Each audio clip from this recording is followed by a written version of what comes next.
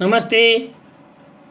मैं professor doctor Sushil Kumar Sharma, Jyoti Vidyapeeth women's university Jaipur, faculty of Ayurveda science, BAMS second year, रसशास्त्र एवं भेषज कल्पना विषय। इस विषय में मैं आपको इस अध्याय में रत्नों के बारे में वर्णन करने जा रहा हूँ। पिछले अध्याय में भी आपको मैंने रत्नों के बारे में बताया था। अब रत्नों के बारे में मैं आपको आगे बताने जा रहा हूँ।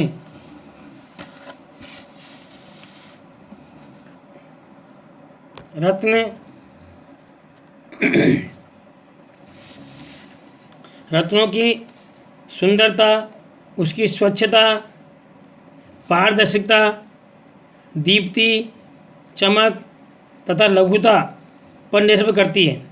मतलब रत्नों की जो सुंदरता है, जो शास्त्रों में कहा है कि रत्न सुंदर कितना है, कैसा है, वो सुंदरता उसकी स्वच्छता पर, उसकी पारदर्शिता पर, यानी कितना पारदर्शक है वो, उस पर, दीप्ति उसकी चमक पर और लघुता पर निर्भर करती है। लघु कितना है रत्न।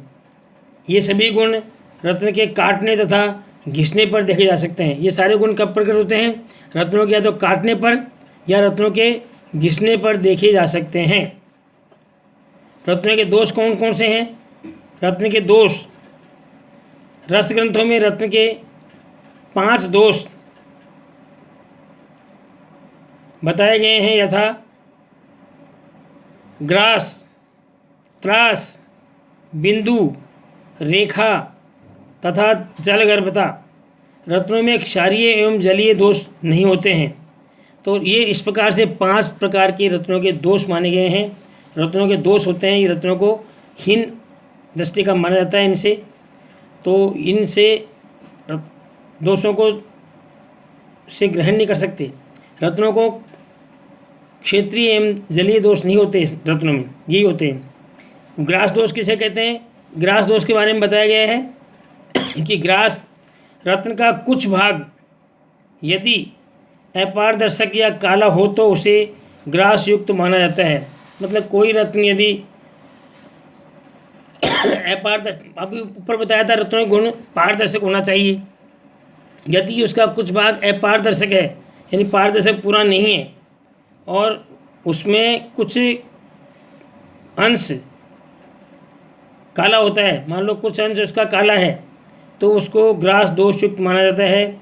यह ग्रास शब्द ग्रहणवाचक है, उसको ग्रहण हो गया, ये इसका ग्रहण का वाचक है।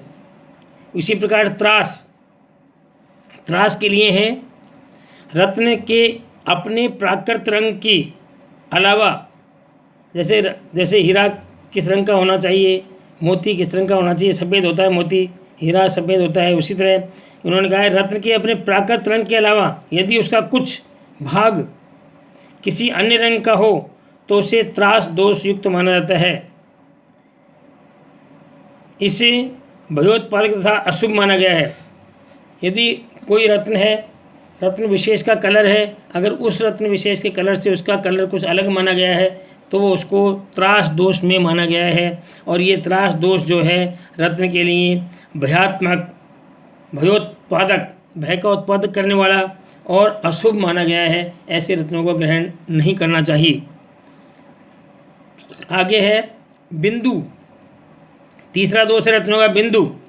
रत्न के स्वाभाविक रंग में कोई छोटा बिंदु का कण दिखाई देता हो तो उसे बिंदु दोष युक्त कहते हैं। मतलब अगर किसी भी रत्न में कोई छोटी सी बिंदु भी है, हल्की सी बिंदु भी है उसमें कोई, तो वो उसको बिंदु दोष माना जाता है। इसी प्रकार से रेखा, जब रत्न में अकेली या परस्पर काटती हुई कोई रेखा परिलक्षित हो तो उसे रेखा दोषपूर्ण माना जाता है। 5वां है जलगर्भता। जलगर्भता में है रत्न के मध्य शून्य या बुदबुद जैसा यदि कोई दिखाई देता हो तो उसे जलगर्भता दोष माना गया है।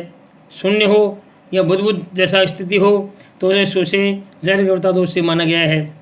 उपर्युक्त 5 रत्नों के दोष माने गए हैं तथा दोषयुक्त रत्न मूल्य एवं प्रभाव की दृष्टि से त्याज्य माने गए हैं। मूल्य की दृष्टि से भी त्याज्य हैं, उनके कोई मूल्य नहीं होता, और प्रभाव यानी उसका जो ग्रहों पर प्रभाव होता है या उसका औषधि युक्त प्रभाव है वो भी प्रभाव से भी हीन माने गए हैं, यानी वो किसी भी तरह से वो ग्राह्य नहीं है। न तो वो ग्रहों में काम करेंगे, न औषधि के लिए काम करेंगे, न उसकी कीमत के हिसाब से काम करेंगे, वो सब तरह से त्याज्य हैं, हे हैं, उनका ग्रहण नहीं करना चाहिए।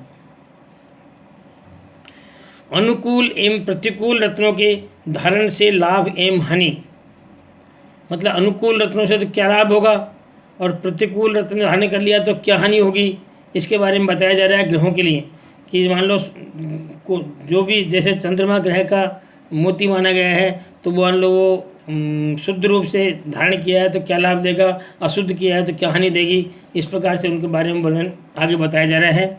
उसको इस प्रकार से है, नवरत्नों के धारण करने से सूर्य आदि नवग्रहों की पीड़ा दूर हो जाती है, ऐसा शास्त्रों में कहा गया है। इसके अतिरिक्त दीर्घायु और आरोग्य की प्राप्ति होती है। व्यक्ति को दीर्घायु होता है, वो आरोग्य की प्राप्ति होती है, वो बीमार नहीं होता, वो आरोग्य बना रहता है। सौभाग्य का उदय होकर भाग्य अनुकूल हो जाता है, सौभाग्य का उदय होता है और उसका भाग्य उसका उदय हो जाता है, अनुकूल हो जाता है। वशीकरण की सिद्धि, उसमें वशीकरण की सिद्धि प्राप्त हो जाती है। उत्साह होता है, धैर्य उत्पन्न हो जाते हैं, उसमें अपने आप के एक तरह से आत्मसम्मान या आत्म शक्ति का अनुभव होने लगता है। अनिष्टकारी छाया और दूषित वायु तथा धूल इनके संसर्ग से उत्पन्न हुए दुर्भाग्य को के कष्ट को दूर कर देती है, दूर हो जाती है। इस प्रकार से ये उल्लेख है। तथा भूत प्रेत पिशाच की पीड़ा आदि की पीड़ा है वो भी इससे ग्रहों से अनुकूल ग्रहों से नष्ट हो जाती है, ऐसा इसमें शास्त्रों में बताया गया है। अनुकूल रत्नों के धारण करने से विष, सर्प एवं आँच, विष, सर्प एवं भवी बाधाओं से रक्षा होती है। मतलब कोई भी बाधा आ रही हो, विष हो, सर्प हो और भवी कोई बाधा आने वाली हो, उन सबसे अनुकूल ग्रहों के धारण से ये बाधाओं की से रक्षा होती है। जबकि प्रतिकूल रत्नों का धारण अगर मान लो करते हैं अपन, तो हानिकर, दुर्गुणप्रद, दोष एवं दुर्गुणों की वृद्धि और गुण एवं संपदाओं का ह्रास करने वाला होता है। ये स्पष्ट रूप से उल्लेख शास्त्रों में मिलता है। अतः हमको ग्रहों की शांति के लिए अनुकूल ग्रहों का धारण करना चाहिए और प्रतिकूल ग्रह जो है, प्रतिकूल रत्न है, उनको धारण नहीं करना चाहिए, उससे हानि होने की संभावना रहती है। इसलिए जो रत्न जिस ग्रह का बताया गया है शांति के लिए, उससे उसी ग्रह के रूप में धारण करना चाहिए और शुद्ध रूप से धारण करना चाहिए, दोष युक्त नहीं हो ऐसा धारण करना चाहिए, तभी वो पूरा अनुकूल परिणाम देता है।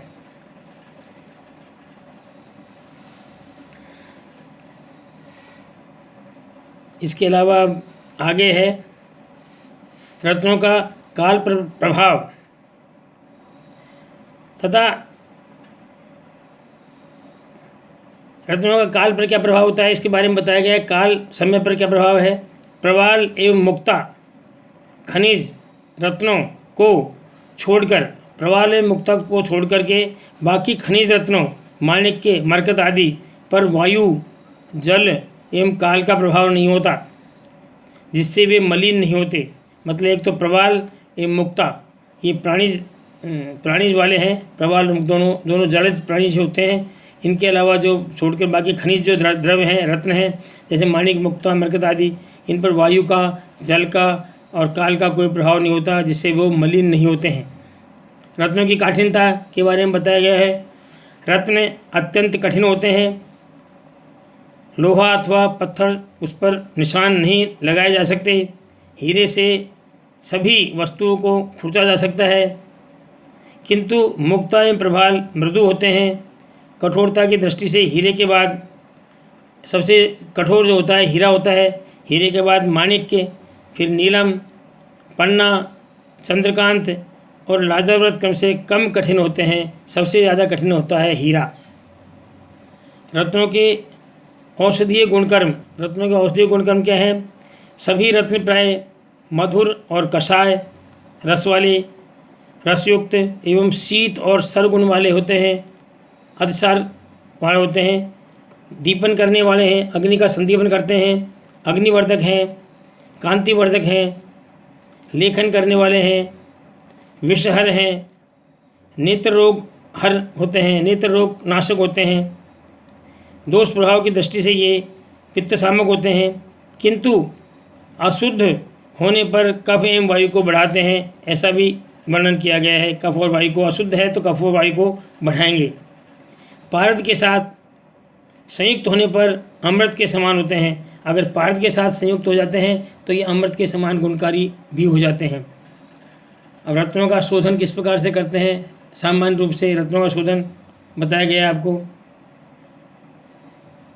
जैसे धातुओं का शोधन बताया गया था कि गवामूत्रम तैलम तक्रम गवामूत्रम कुलत्थे, उस प्रकार से सामान्य शोधन इसका ही बताया गया है कि सभी रत्नों का सामान्य शोधन जयंती स्वरस, कुमारी स्वरस, तंडुलियक स्वरस, नारी स्तन्य, अम्ल द्रव्य, क्षार द्रव्य एवं गोमूत्र में इनमें से किसी में भी दौला यंत्र विधि से 1 प्रहर तक स्वेदन करने से अथवा प्रतप्त कर सभी रत्नों को शुद्ध 7 बार बुझा देने से, दौला यंत्र में 7 बार बुझाने से सभी रत्नों की शुद्धि हो जाती है। दौला यंत्र विधि से स्वेदन करने से शुद्ध हो जाते हैं। शेष खनिज स्रोत के रत्नों को स्वेदन अथवा प्रतप्त कर निषेचन करने से शुद्ध करना चाहिए। इसके अलावा शेष जो खनिज रत्न हैं उनको स्वेदन अथवा प्रतप्त कर निषेचन यानी गर्म करके ठंडा करना यानी बुझाना, निषेचन का मतलब है बुझाना, ठंडा करना, उससे वो शुद्ध हो जाते हैं। ये इनके सामान्य शोधन सबका बताया गया है। किस किस में? जयंती स्वरस, कुमारी स्वरस, तंडुलियक स्वरस, नारी स्तन्य, अम्ल द्रव्य, क्षार द्रव्य, गोमूत्र, इनमें से किसी ने भी 1 प्रहर स्वेदन करना गोमूत्र में दौला यंत्र विधि से या फिर उनको प्रतप्त कर बुझाना, इससे वो सब शुद्ध हो जाते हैं। आगे इनका विशेष शोधन रत्नों का बताया गया है। माणिक्य को अम्ल द्रव्य में, अब विशेष सबके अलग अलग होते हैं।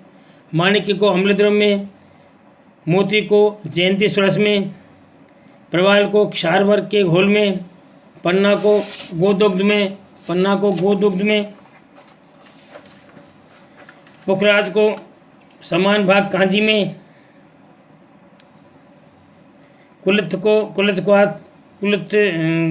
कांजी में कुलित क्वाथ में, हीरा को तंडुलिक स्वरस में, नीलम को नीली स्वरस में या क्वाथ में, गोमेद को गोरोचन युक्त लाल जल में अथवा वैदुर्य को त्रिफला क्वाथ में विशेष शोधन है। 1 प्रहर तक स्वेदन करने से ये सब शुद्ध हो जाते हैं। ये इनका सबका अलग अलग द्रव्यों का अलग अलग विशेष शोधन बताया गया है।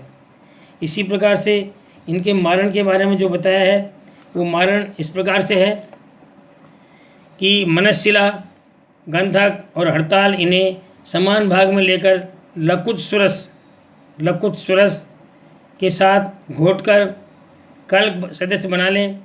जिस रत्न का भस्म बनाना हो उसका सूक्ष्म चूर्ण कल्क में मिलाकर शराब संपुट कर बंद कर गजफुट की अग्नि में फूंक दें, पाक करें। इस प्रकार 8 फुट देने से हीरे के अतिरिक्त किसी भी रत्न की उत्तम भस्म बन जाती है। हीरा को छोड़ दो, हीरा के अलावा छोड़ के उसको सभी रत्नों की उत्तम भस्म का निर्माण हो जाता है। व्यवहार में मोती एवं प्रवाल को गोदुग्ध अथवा गुलाब जल में अच्छी प्रकार मर्दन कर, मतलब मोती और प्रवाल को गोदुग्ध में अच्छी प्रकार मर्दन कर अथवा गुलाब जल में अच्छी प्रकार मर्दन कर चक्रिका बनाकर शराब संपड़ने में बंद कर 3 से 4 गजफुट अग्नि देने से उत्तम भस्म बन जाती है। किसकी? मोती और प्रवाल की। उपरोक्त विधि माणिक्य, पन्ना, पुखराज, नीलम, गोमेद, और वैदूर्य के लिए भी उपयोग में लाई जा सकती है, उपयोग में ला सकते हैं।